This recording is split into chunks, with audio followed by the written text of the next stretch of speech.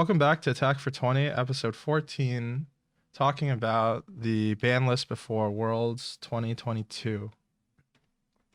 I have with me as a guest host Shane Martin, which is one of the members on my newest team called Runaways now. Hey everyone, how's it going? It was quite contentious, the discussion on what to name our team. It was. We thought way too hard and long about it. Yeah. We at one time we were gonna be an animal-based team name, but then that got nixed. So today's episode, I wanted to kind of get Shane your thoughts on the ban list as Worlds is coming up within the next month.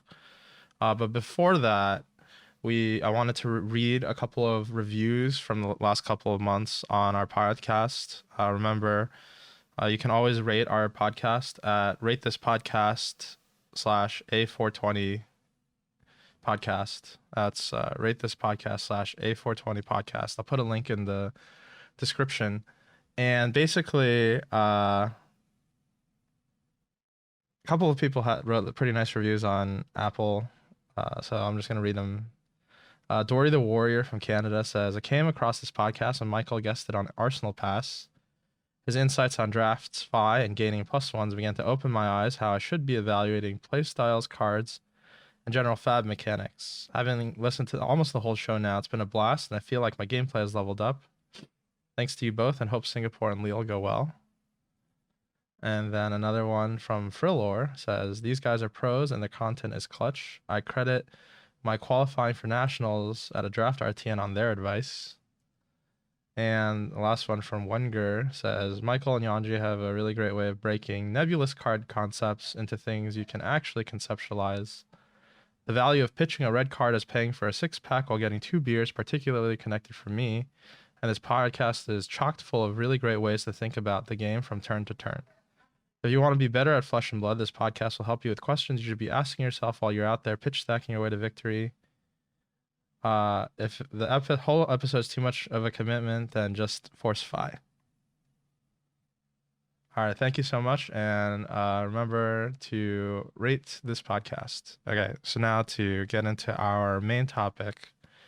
There were some bans that happened. I think more than I initially thought that there was going to be. Really more? Yeah, I guess I would agree with that, especially in the Blitz area. Mm-hmm. I actually think that they did the minimal amount they could do in CC, which makes sense to my mind.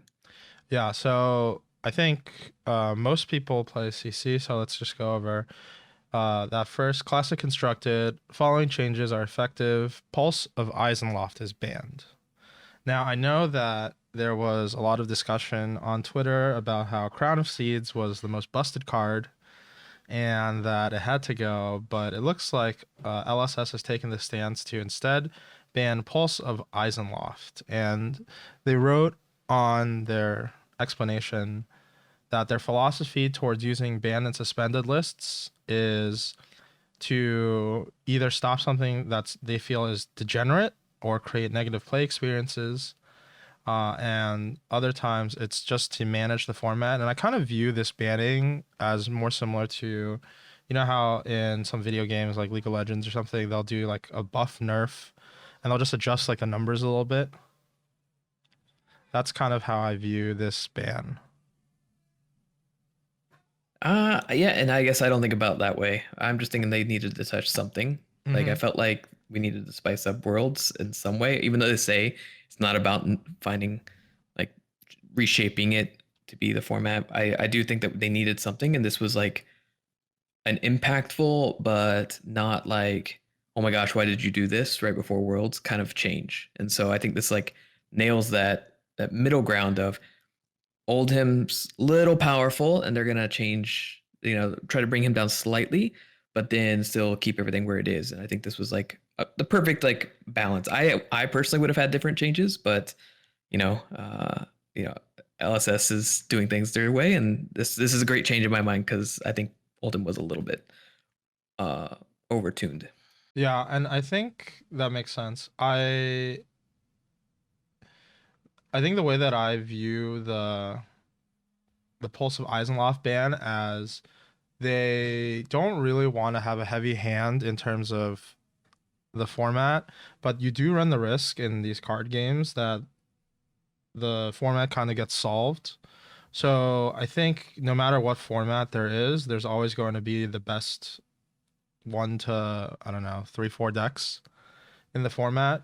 And particularly like the later the format goes on, the more kind of polarized it is. I remember in PT1 format, it was quite apparent that Briar, Oldhim, and Chain were just like for sure like the best ones, and then Prism is kind of like a counter pick to Oldhim, keeping that down. And then later in PT2 is like also quite apparent that Starvo and Chain were the two best decks. And so I think overall they're not opposed to there being a best deck, but I think that once you get to like super optimized lists, essentially I think they wanted to give the players something to do in the month leading up to Worlds. I agree. I see it. I use a friend used this analogy, which I thought was pretty good. Is that in the Starvo meta, Starvo was sitting on top of a mountain, and you had like two people right below it, which were like Chain and Prism, sort of kind of grasping at that peak there, and it was a mountain for those guys.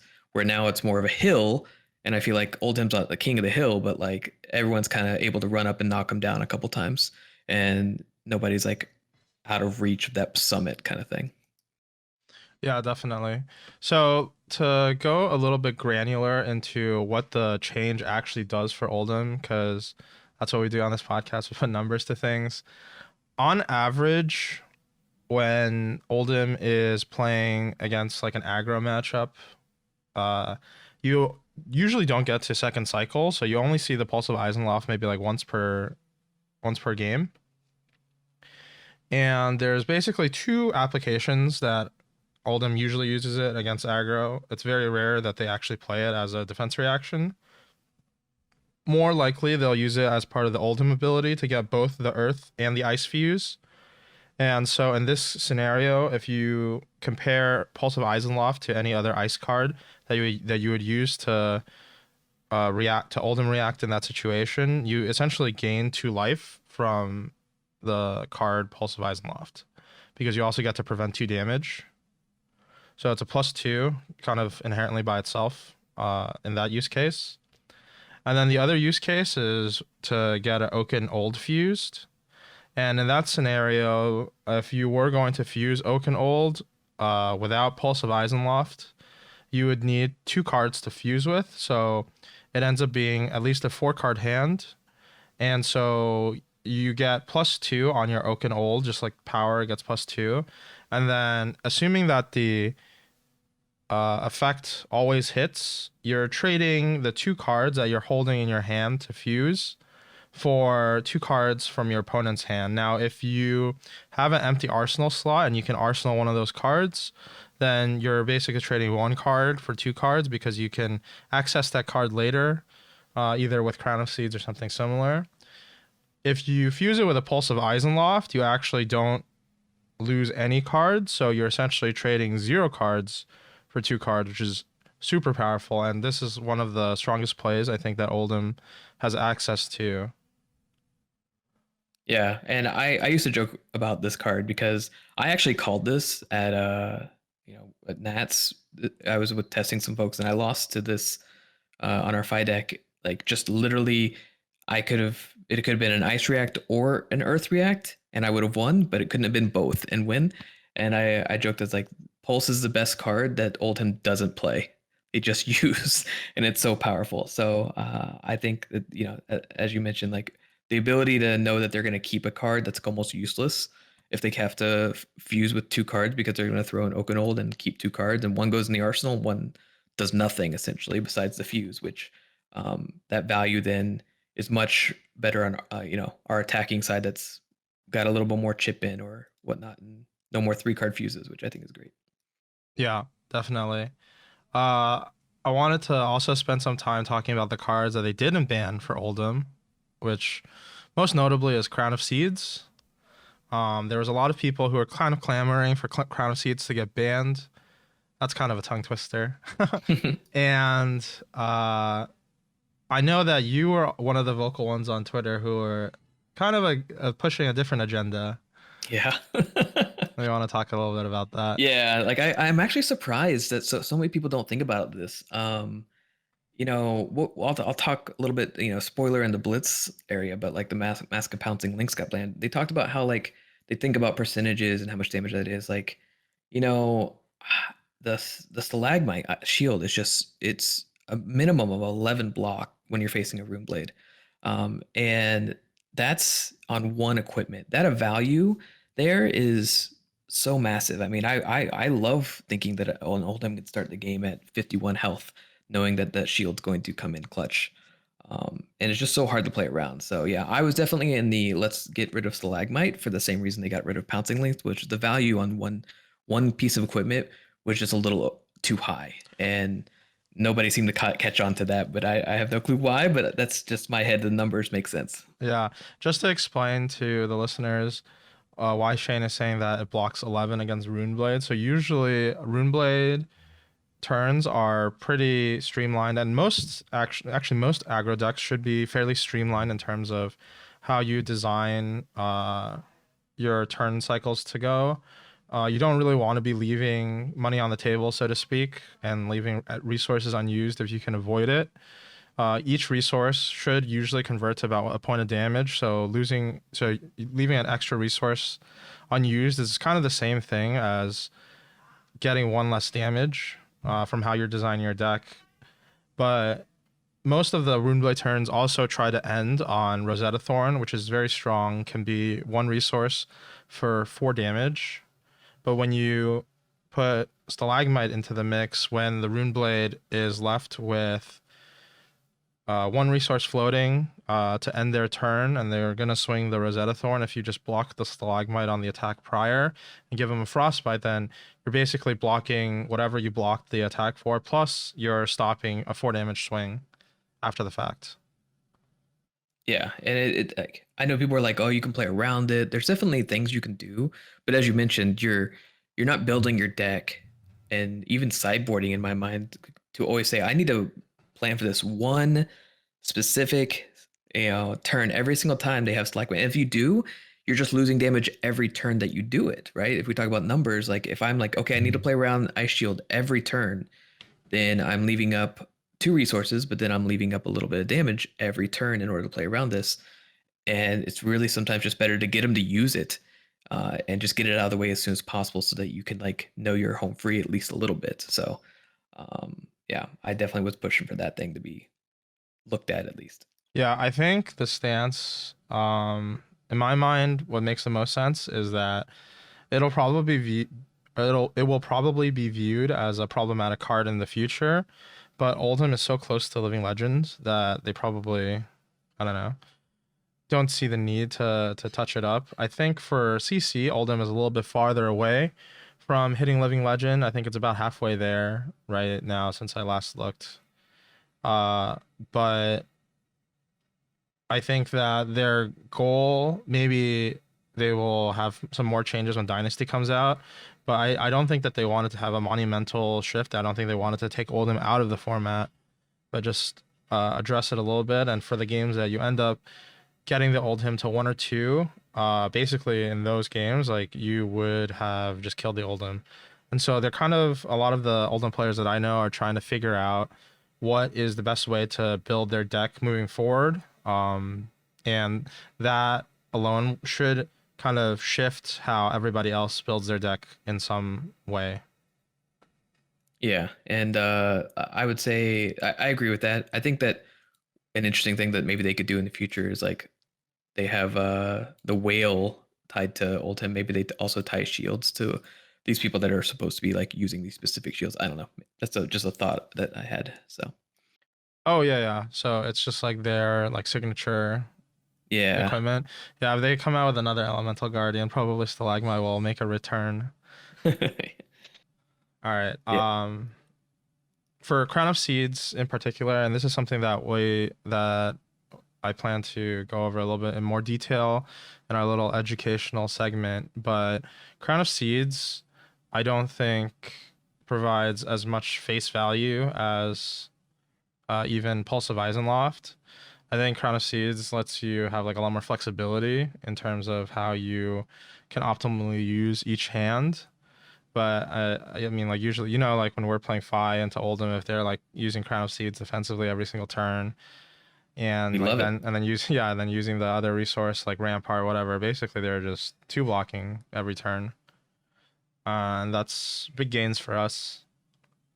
Yeah, I think every Oldhim actually was secretly saying please ban Crown of Seeds. Maybe they weren't, but I in my mind as a 5 player, I'm thinking they did because it really was one of the least impactful bans I could have seen them doing. So I'm actually very happy they didn't do it. But I think you want to talk about like why it's considered maybe least impactful for for the listeners.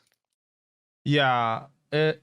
I think that it's not as impactful because it doesn't provide. So like normally like a piece of equipment will provide some sort of numerical advantage uh at face value. So easiest example, Iron Rot, it just blocks one. If you put it on your hero has one more health. And sometimes you can kind of finagle that one block to be worth more than one. So, for example, if somebody attacks you with a snatch, they're attacking for 4. Your only options are to block 2 cards to prevent them from getting a hit trigger. Or if you block for 1 with your Iron Rot plus a card, then basically that Iron Rot saves you the card that you would have otherwise had to expend. So it's worth a little bit more than 1 in those situations. Um, it's for a card like Crown of Seeds, like no matter what, you have to put a card in your hand. You have to expend the card in your hand to pay for the ability. So it just doesn't. It doesn't like by itself provide anything. Now, what it does let you do, and what Oldhim players can kind of do that most of the other classes can't, is Oldhims can basically arsenal whatever they want. So a big difference between Oldhim and Bravo is that Bravo oftentimes cannot arsenal any card, and so many of their 2 card hands become really awkward, where all they can really do is make a seismic surge and attack with a Nothos because they don't want to arsenal either of these like blue attacks, right? And those are like the last cards in their hand. So it just like changes like the way that you play a little bit, and it gives you a lot more options, which I think kind of is part of the reason why Oldhim is better than Bravo. And I definitely think that hitting Crown of Seeds would have impacted Oldhim at least somewhat significantly, because there's just way fewer hands that could be like really good.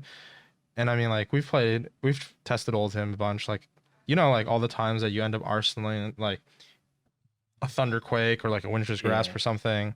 It gives you the option to do that and to just play a lot more efficiently as a result.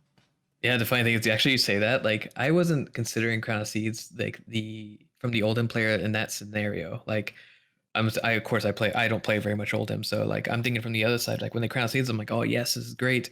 But I didn't think about it like, man, it's so many bad cards in Oldhim that can be like thrown together at one time that it's really nice still for them to be able to throw something into the arsenal, knowing that they can cycle that card and prevent a damage just to fix their hands essentially, and doing that a lot more to help that consistency out. So, man, now you say that, I'm like, man, I didn't think it was gonna be a big change if they banned Crown Seeds, but that would be, I can see that they would go to Crown of Providence and only be able to get that like once a game Yeah, you now. could only get it once per game. Um, Now I want to shift gears to Blitz, where I know a lot of people weren't so hot about Blitz being at Worlds. 5 rounds of Blitz, same as CC. But Blitz has had quite a big shakeup as of the announcement. So just to go over that, Bloodsheath Skeleta is banned. Mask of the Pouncing Lynx is banned. Stormstriders is suspended until the next announcement. And then Sonata Arcanex moves from suspended to legal. And let's just go one by one. I guess let's start with Mask of the Pouncing Lynx. Mm-hmm. Kind of on brand. We had been playing a combo file list, and I gotta say, I don't think it's as busted as Viserai, but it's definitely very similar. Yeah, I agree. I was killing Kanos on turn 0. Like I was literally saying either kill me on my next like on my official turn 1 if I'm going first, or like the turn 2 or like you're just gonna block the rest of the game. It was kind of degenerate. I don't disagree. Yeah, and basically what you could do, like since the life totals are so low, you can always get either a Salt the Wound or a Lava Burst and just tack on an extra 5 damage onto your turn. If you think about it, if your like average 4 card hand from Fi deals, I don't know, 15 to 16 damage, now it does 20. If you add a 5th card, like you can get up to like 30 something if you mix in like Art of Wars.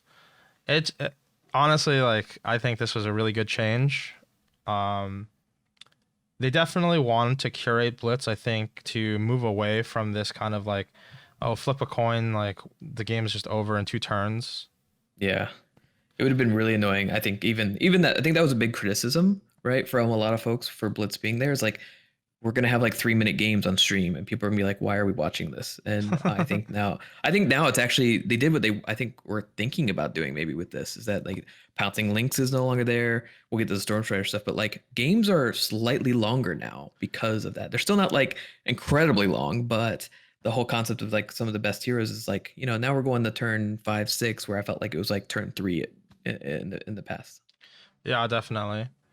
So Pouncing Links, kind of obvious ban. Bloodstreet Skeleton, a little bit less obvious ban. I was actually working on a little combo Briar list prior to. I knew that they would hit Links. I had a feeling, but I did not know that they would also hit Bloodstreet Skeleton. And the reason that they gave for it, I mean, makes a lot of sense. Coupled with Vexing Quillhand, Bloodstreet Skeleton is just always worth 4 resources if you build your deck in a way that kind of utilizes that. So you play a non-attack action that costs 2 or more, plus you play an attack that costs 2 or more in the same turn. You can basically pop your gloves in your chest for like a little 1-2 punch, get 2 damage plus 4 resources, so 6 off of like those 2 pieces of equipment, plus you get a block on your Bloodstreet Skeleton, so you get 8 from those 2 pieces of equipment, which I think is definitely a little bit higher than they were really comfortable with. That being said, I am kind of sad because these are all the decks that I was working on before. They're targeting you. Yeah, I know. Dude, the same thing happened in CC before PT1. I was just like I was rolling people with Viserai, and everyone knew that Starvo was like the king of the hill, but I actually thought that Viserai had a pretty good matchup into Starvo. And they just like, nope, like even though Viserai hadn't been like winning a lot, it's just like we're gonna ban this card. So I mean, you could have waited until after Starvo LLs. You know what I'm saying? Yeah. Like I agree. Even back then, like the concept, like Viz was kind of crazy, but the Starvo was way crazier in my mind. No matter what Viz could do, even though if he like, I think maybe even you did like you flip like 16 cards, you could hit like 3. yeah. It's a crazy. So I agree with that. I do think 4 resources is overtuned. What they're aiming for, it seems like 2 on a body piece.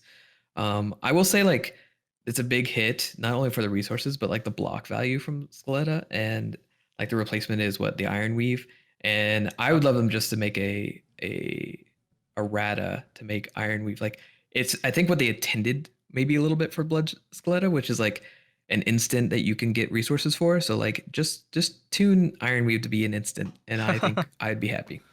Yeah, definitely. Iron Weave has a limitation that it is an action.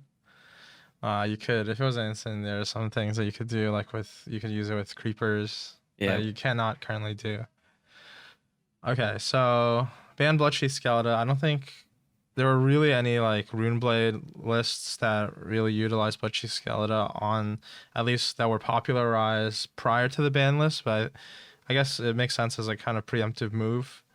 Stormstrider Suspension is also a little bit. So this card particularly is not banned and is just suspended. And they said that they thought that Stormstrider is probably a balanced card, but they wanted it to kind of, I guess, get removed during this shakeup because they thought that it led to some kind of like unsatisfactory game patterns, which in my mind just means that maybe in Dynasty there's going to be some anti-arcane damage, like some more things that you can do to fight against arcane damage. Like right now, basically the only cards that you can play are Steadfast and Oasis Respite. Mm-hmm. If they printed like a 0 cost, that Hey, was like Oasis Respite, but it only blocks 3, I think that would be a huge game changer. you're forgetting Enchanting Melody. Don't worry. Oh I yeah, think it's that's still out true. there. True. Enchanting Melody. I had a lot of I have a history of telling people that card was bad, and then they're like, "No, but it's so good in Viserai." I was like, "Is it really?" The first time, that's funny you mentioned that. The first time I saw it was actually at Nationals last year. I was playing Majin Bay in the calling, Mm-hmm. and he plays it on me, and I'm like, wait, what's this do? I had to like sit there and read it. Yeah. And the hilarious part was I was playing Briar at the time, and I Yeah. had I had a what was the sigil suffering. So he played it, then attacked me, and I sigil suffering, so it just like negated that whole thing on his turn. He Yeah. was like, "Oh, that's really bad." I'm like, "Yeah, I don't know if I play that, but he's Yeah. it was a interesting interaction that I had. The only thing I can ever think of, it's like so Enchanting Melody like sticks in my head now for that exact reason. That's pretty funny. Yeah, I think Stormstriders definitely Kano and Icelander were really strong in Blitz format. I would say that now Icelander is still like okay, I think. Kano is definitely Yeah. his game plan is very focused on Stormstriders, whereas I think Icelander's game plan is not like so dependent on Stormstriders. The newer builds of Icelander also run like Lightning Strike, so you can also run Snapdragon Scalers as a replacement to kind of just like amp your damage up a little bit. But I mean, I was surprised by this. This was the surprise one that I did not expect. I get why they did it. I feel like as I mentioned before, like the concept of trying to slow the game down because like Kanos could just roll you on turn 0, and I felt like Stormstriders made Icelander and Blitz insanely consistent, and yeah, so I can see why they did it. I do know that it like kills Kano in my mind, and as you said, Icelander can still pick it up, and I know the community's not too hot on this. I saw many Kano yeah, stan that was not too happy about the one spot which Kano was good. yeah. I think that honestly, for like Kano is just kind of a design issue for Blitz because the life totals are so low. Kano always has the potential to just like one shot you basically as soon as the game starts. So until they print more things that kind of I think protect yourself against arcane, like for example, if they printed more spell void on Yeah. armor, I think that could be like a big thing. I think if they like I said made like a version of Oasis Respite that didn't cost any resources. Um so I think they think that the card Stormstride itself isn't necessarily degenerate, but not legal uh, until the next ban and suspended announcement, at least. And then they brought back Sonata Arcanix. I was actually quite confused at the time when why they banned Sonata Arcanix, but not Bloodsheath Skeleton. And I think it was just like from backlash of people kind of getting like Viserai combo killed. But I think the only deck that really wanted to play Sonata Arcanix was Briar, and Briar was just doing it to kind of get like half an embodiment token and a point of damage 70% of the time.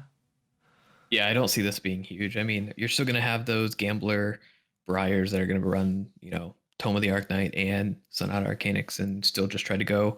I think that's going to be seen.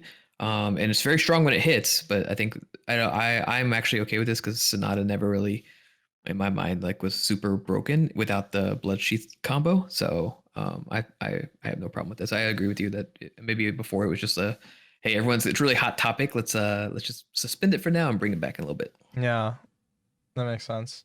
So I think I posted on Twitter immediately after the ban list came out. Apparently, my tweet is getting a lot of traction. I heard on Tarek, and I think Tarek, Brendan, and Yuki did like a Twitter Spaces, and they kept talking about my tier list. And I put that up kind of just like as a knee-jerk reaction, half as like a joke, but also like kind of serious, like what I thought at the time. I do think that Blitz is not as open as people think it might be, but that it's definitely the nicest part about Blitz is that even if your deck is disadvantaged in a lot of scenarios, you just have the opportunity to just hit like a crazy hand and win the unfavorable matchups. Yeah, I liked your original tier list that had Kasai at the very bottom, and then had to make a very quick change from the bottom close to the top now, I believe. So Yeah, I moved Kasai from the very bottom of the list to A tier. I think Kasai still has quite a few matchup deficiencies in Blitz, but I think that one area that she does do well in is this kind of like value based gameplay, which if other people are going to be trying to play like Oldhim, like Dorinthia, if they're trying to play Bravo, like heroes that don't necessarily like have super high like ceilings of damage, but just try to like get steady advantages. I think Kasai's really good into those. yeah, I think I love Kasai. I would say I think she's one of the most consistent damage wise per turn. And then she has the ability, as you mentioned, to just have that killer hand that thing. If she's hit a couple times, blood on her hands, or even like whatever, I forget her name of her mentor, but that card just busted and it just gets you back in the game, and you're able to do this value concept of like, hey, if they block with a card, I get +1, and I get +1 here for this being in the arsenal, and then I can give it go again and get plus on the next attack for free. A lot of value there, and then also that back end of a combo kill. Which is great with a fridge. So like she has all the makings of being all like right there. Yeah, I think the biggest weakness for Kasai currently is that I think she struggles a little bit when heroes kind of put the damage up front very fast. So I know that Kasai has a couple issues playing against Chain. And also like the newer Oldhim builds in Blitz, now that Chrono Seeds is no longer legal in Blitz since the not this ban and restricted announcement, but the last one. A lot of Oldhims are kind of taking on this like very super high aggressive disruptive play style. And Kasai can also find it like a little bit tough, I think, to kind of juggle dealing with that versus like the go wide aggro. Yep. Like before, she really has like a lot of turns to keep like generating value with Valiant Dynamo. Completely agreed. But that's what I think that's what's good about Blitz is that, as you said, it's not wide open, but there's definitely a little bit. Yeah, like any hero Hero. I've been playing some Reinhardt, played some Leviah. It's just like I don't think those are the best heroes, but you can still do some crazy things once in a while. Okay, so now I wanted to kind of talk a little bit. We brought this topic up somewhat when we were talking about Chrono Seeds, but the kind of educational little bit for today I want to talk about is hand scaling, is what I'm calling it. So, what is your first card worth, your second card, third card, fourth card, fifth card, etc. in your hand? And this matters most when you're kind of deciding how many cards you want to block with. And this value is kind of different for each hero. So let's just take the CC heroes for as an example. Oldhim, one card. What can he do? He can swing hammer. So it's worth 4, right? With a second card, oftentimes Oldhims don't really want to just like throw Oaken Old. If they have a tunic, then they can throw a choke slam or endless winter, which is pretty decent, and then it becomes a two card 8 with a hit trigger, which is fairly strong, but also requires a tunic. Otherwise, most of the time you're just throwing the hammer and then arsenaling a card, right?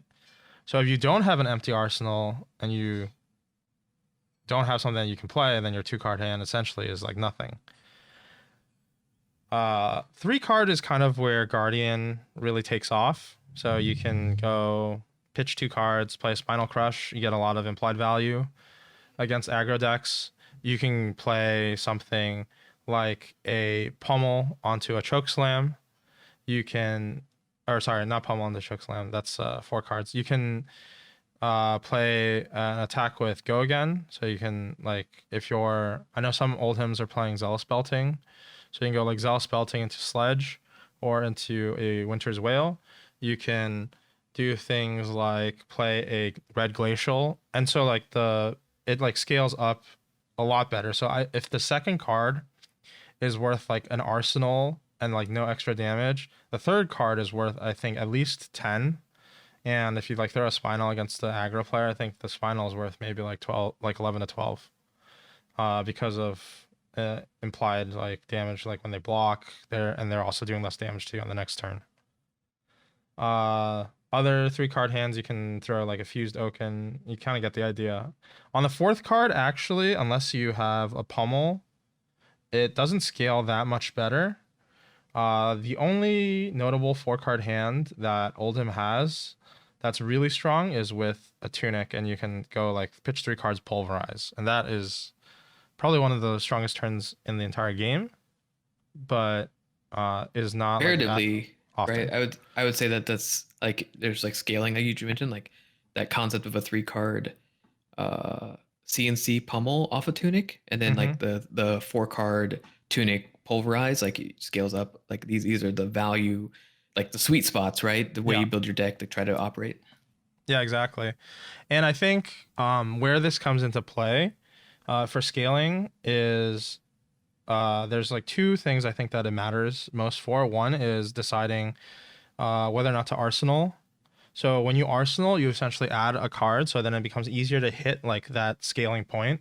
So a lot of times, when what the Guardian is trying to do, maybe they'll like attack with their hammer on the 2-card hand because they block 2 cards, and then they arsenal the Spinal Crush, and then the next turn they can just like also again block 2 cards and then hit their sweet spot, or they can arsenal like the Command and Conquer or the Pummel, and get ready for like when they hit their 3rd tunic counter to do like CNC Pummel. And this is like really important because when you're like attacking into a hero that is like blocking, you also kind of have to understand what their sweet spots are. So actually during our testing for Phi, I at one point tried to play Mask of Momentum into Oldhim. And the basic concept for why Mask of Momentum is really good into aggro matchups is that aggro decks traditionally scale best off of their last cards. So again, to do the example, so Phi on a 1-card hand, best 1-card hand, throw Snatch, great. Mediocre 1-card hand, you throw like a head jab, you throw just 3 damage. Blazes headlong or something. Yeah. It's like between 3 to 4 damage usually. On your 2-card hand, you can do 7 plus threaten the mass trigger, which is fairly strong. You can go like a 0 for 3, swing your weapon, attack with your Phoenix Flame. You threaten a mass trigger on your Phoenix Flame. That's like pretty good. It's 7. On your 3-card hands, it basically just depends like what other card that you have. Like you can't really get to another mask trigger. Like you can't get to like 6 chain links. On 4 cards, you can if you play either like Kodachis with double strike, then you can get to a 6th chain link, so you can threaten mass twice. You can more easily like belittle. You can do belittle, grab the minnows, and Art of War. Like these things all like function off of basically 4-card hands, right? And so when you're playing an aggro mirror, like why Mask of Momentum is so good into that matchup is because when you strip the other aggro player's 4th card, then when the Briar goes Channel Mount Heroic, then they only have 1 attack available. If you strip their 2nd card, then they only just play Channel Mount Heroic. Like you're saving yourself a lot of damage by ripping their 4th and 3rd card respectively. A lot of the play patterns against Oldhim, if they get to have an arsenal, you need to strip 3 cards from them to like stop their power turn, which is honestly just like very unlikely, you know. Yeah, or they had a bad hand. yeah, or they just have a hand that doesn't scale at all. Yeah. So I think that's like something to keep in mind. And actually is like one of the reasons why I think it's like really beneficial, even if you don't plan on playing a lot of different decks long term, to just like try at least all the heroes out. It's pretty easy now, especially that you can play on Talishar. You can just like queue up a game. Let's say you don't play Runeblade, just queue up a game with Briar, queue up a game with Dorinthia or something and just kind of get a feel for how your hands scale. Like, is it really awkward if you only have like a 2 card hand with Dorinthia? Like, usually it's pretty awkward. Like, all you can do is just like throw your weapon and then like you don't like really threaten anything, you know? You at most threaten 6. Whereas like if you got like a 4 card hand, then you can like start off with something that's very threatening, like a Warrior's Valor, and then have like backup for it. And these are the things that you kind of get a feel for when it comes to like attacking your opponent, and then you see like your opponent blocking, then you can get an idea for, okay, like what is actually coming back to me, and you can like better like read like what they have, right? Yeah, I think even to dumb this down to my level, even like the concept of like when you're playing aggro, this is why people are like, oh, no blocks, right? Because your Mm-hmm. hand scales so well that you're like, the value in me blocking here, losing that 1 card or that 2 card is just there's just not there because I do more damage with my full hand. So you're finding that balance of, hey, how much damage can I take? How much can I return? And an aggro mirror, like you're like, oh, this whole hand's really great. But when you're facing Oldhim or Guard, you're seeing like, oh, they'll block a card or two. And you're like, oh, this is depending on how many cards they started with. They're like, oh, they had an arsenal. Okay, they can block 2 cards, throw that spinal, and they feel great about that. So I think the advice of like playing other heroes and understanding that sweet spot is very good. Especially when you get to the levels where you're like, hey, oh man, what like I'm at 5 facing an Oldhim, and they keep even as I just used, they keep an arsenal plus 2 cards. It's like I'm getting spinaled. Like Yeah, this is you're getting not spineled. You're getting like or you're getting Pommel pummeled. CNC Pommel. Is Tunic up next? Like you can like evaluating and decide if if you're gonna need to push this turn in order to get that extra card. Because like that's my concept is like how can if I'm getting into that deep scenario, I'm like how can I get that last card? Am I gonna be able to threaten lethal to where I pull that last card and it just that's so detrimental to their turns that it's like knowing when to push and when to be like, oh maybe I should put some shields up or know that I need to next turn kind of thing. Yeah, definitely. I think the more that you play all the different decks, the more you just kind of get like a feel for it. And I think it's kind of interesting the way that the Alice has kind of like designed this game so that different heroes scale differently. It kind of keeps you on your toes. You have to like you can't just it's not like a one size fits all kind of thing. Yeah, that armor though. Yeah, yeah, yeah. Or they can block 11 with their shield. Yeah. All right, well, that's kind of the episode that I had planned. Shane, did you have anything that you wanted to talk about No, I before appreciate you having me on. I hope we've educated at least some people on that stalagmite. Maybe we'll start getting some Twitter rally Yeah, behind yeah, it. get hashtag ban Stalagmite. Or we'll Uh just get hate for it, one or the other. yeah. Um this weekend, actually like the next couple weekends, I'm gonna be traveling to like a bunch of battle hardens. So hopefully we'll have some updates. It's kind of an interesting time to be making content because it's like the calm before the storm. So everybody I think is just preparing for Worlds. And so I'll try to keep everyone kind of updated as best I can. All right, thanks Shane, and I'll see you guys on the next one.